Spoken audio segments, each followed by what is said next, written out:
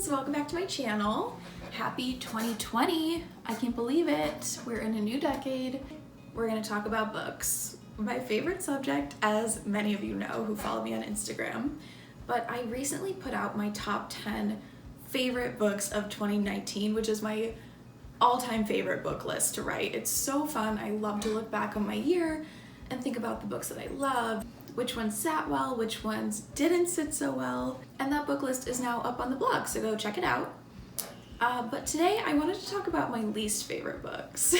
I feel like maybe not everybody does this, but I also like to look at books that I didn't enjoy so much and kind of think about why I didn't enjoy them to kind of lead my reading in the next year. So that's what we're gonna do today.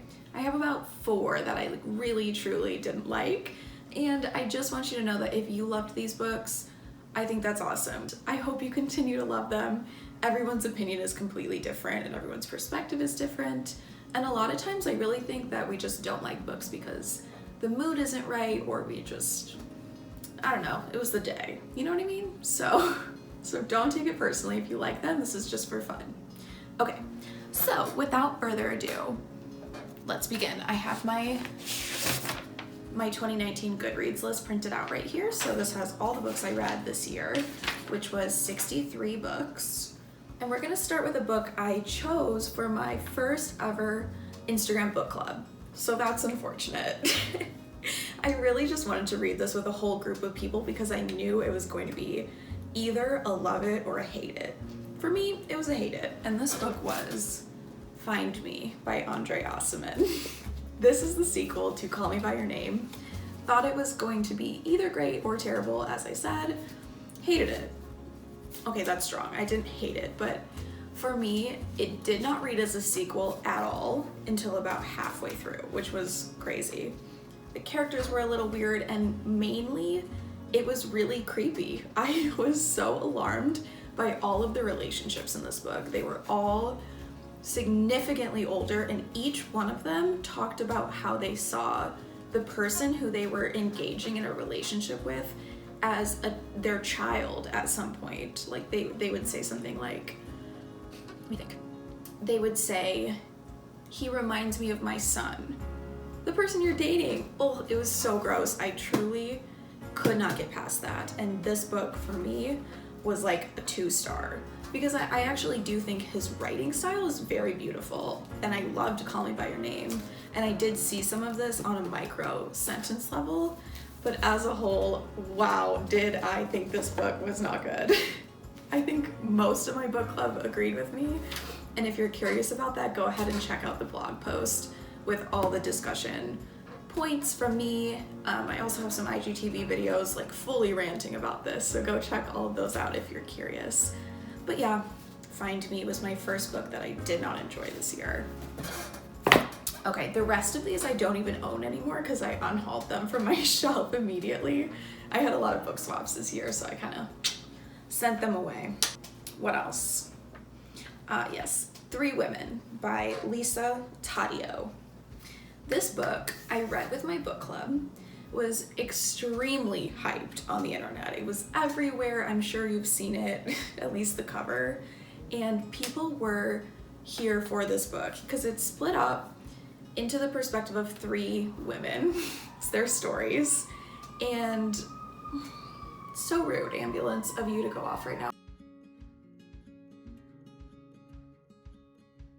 Okay, hopefully that's far enough away now where you can't hear it. Okay, so 3 Women.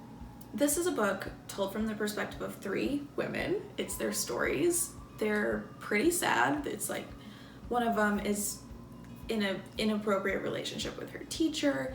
Another one is, oh man, it's been a long time. I believe it's some kind of domestic abuse sort of situation, but basically 3 women's perspectives. And my main issue with this book is that I had just read a book called Maybe You Should Talk to Someone by Lori Gottlieb, which is on my top 10 books of the year list. It was amazing, highly recommend.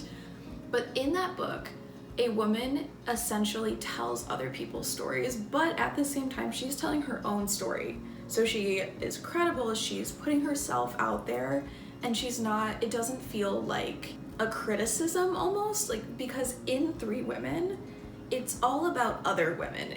She's not talking about herself at all, and it just rubbed me the wrong way the whole time. I wanted to know more about the narrator, the author, and less about these other women. I just didn't vibe with it at all. Didn't like it very much, and most of my book club agreed. I don't want to speak for them because they had a lot of nuanced opinions, but it wasn't for me. I didn't like it, and I don't think I would recommend it. I would recommend other books over this book. So that's Three Women. Wanted more from that one. Ooh, here's a good one. The Woman in the Window by A.J. Finn. Where do I begin with this one? This book, while I was reading this book, I was thinking, why does everyone like this? For some reason, I found it to be so dull. It is so long. It's probably like almost 400 pages, which is not for me. For a thriller, I want it to be snappy and quick. This one was super long. I thought there was a lot of tangent themes, like her love of movies seemed fairly irrelevant to the plot. Just a bunch of things like that extended the book. I did think that the twist was pretty good, but like I wasn't writing home about this twist. So overall, I thought it was pretty boring, super long, and not worth it. So that was my opinion of the book. I wrote a review about this, and then 2 days later, I always do this, 2 days later, I read an article, like many of us, talking about this author, A.J. Finn, and how he's actually a man using a female sounding pseudonym to sell more books. He basically lied his way through his career up the publishing ladders. He pretended that he was in the room when J.K. Rowling's Harry Potter was acquired. There's a lot of stuff. I'll link the article below, but he is a terrible person. So vindicated, I think. I felt really satisfied that I hated the book. That was The Woman in the Window. I do not recommend it. A lot of people love it. A lot of people think the plot twist was really great and worth the book, but in my opinion, there's way better thrillers out there. And I have a whole list of them, actually. I will link my top 10 thriller list below because I have read a lot of bad thrillers to get there. And The Woman in the Window was one of them this year. Okay, let's talk about Christina Lauren's Twice in a Blue Moon. Usually, I really like Christina Lauren books. The author is actually two women who write together, so like Christina Lauren. And a lot of their books I've loved. The Unhoneymooners is one of my favorite books I read this year. I can't think of any other ones that I loved, but that one's great. This one is not good. It's super dull. It's not, I don't even remember at all what it's about sitting here right now. And it's just not good. Not a fan. I think you should skip it this year. Okay, and then the last one I'm going to talk about is, drumroll please, the one I have the most to say about, The Tattooist of Auschwitz by Heather Morris. This book I read for book club and hated it. Oh my god, I thought it was so bad. So I know there's a lot of people out there who really enjoy this book, and again, that's completely up to you. That's fine, that's great. I'm really glad that you liked it. I love loving books, so yay. But for me, this book was so tone deaf. It's about a concentration camp, obviously, and it's about a man whose job was to be the tattooist of the numbers.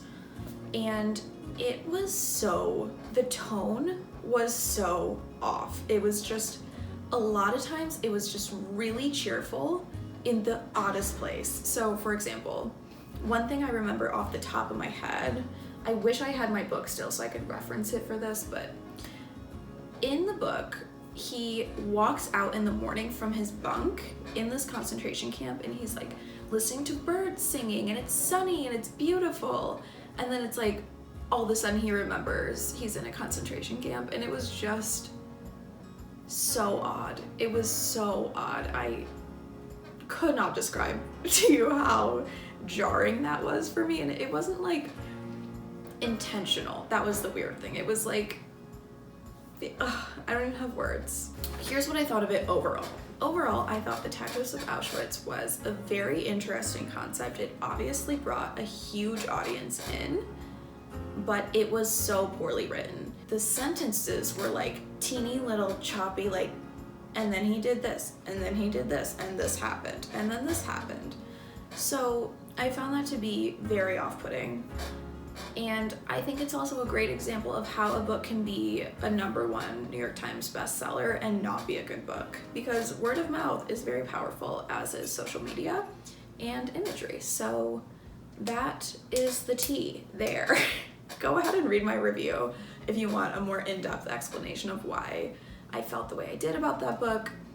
Again, it was not for me. I just really thought it was poorly done. So that's that. The final one I'm going to talk about is going to be very controversial, I think, but I did not enjoy Red, White, and Royal Blue nearly as much as everyone else seemed to. So I didn't hate the book. I actually thought it was super cute a lot of the times, and I did enjoy the read overall. But for me, it was so long. Like, that book did not need to be 400 pages. And they did really get into the weeds with the politics. I understand that the book was supposed to be about, what's it about again? So Red, White, and Royal Blue is about the president's son and the monarch of England, their son. They meet, they get in a relationship, which love the concept. I really like the royal trope. I think it's super cute in contemporary romance. And I really liked a lot of the relationships in that book. I really liked the tone. I thought a lot of it was super cute. Why was it so long? Why did it need to be 400 plus pages? Very unclear. And follow-up question, why did we need to get into the politics so much? It was not necessary, and I really felt like it detracted from the story a lot.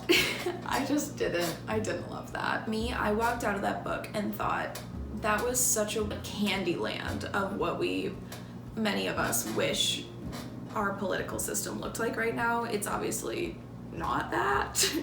It's like, if a female president won, that would have been amazing. But to me, that version of it that is told in Red, White, and Royal Blue was just like vomiting rainbows and unicorns, and that's not really for me. I prefer a completely different world, which is why I think I loved American Royals so much. It's also on my top 10 books of the year list, because it takes this royal trope, scoops it up, and puts it in a slightly different context that never actually happened. So in that case, it's that democracy never won out over a monarchy, and if the US had a monarchy, which I loved. That was great. One of my favorite books of the year. So those are my thoughts on Red, White, and Royal Blue. Again, I didn't hate that book. I actually thought it was pretty cute for most of it, but there was just a couple parts that I could go without, and I didn't think it was like the most amazing thing of all time in my personal opinion, but I also understand why people liked it. And I think that's all I'm going to talk about. I had an amazing reading year. I feel so lucky that I got so many great books in the mail, and I was able to read so many.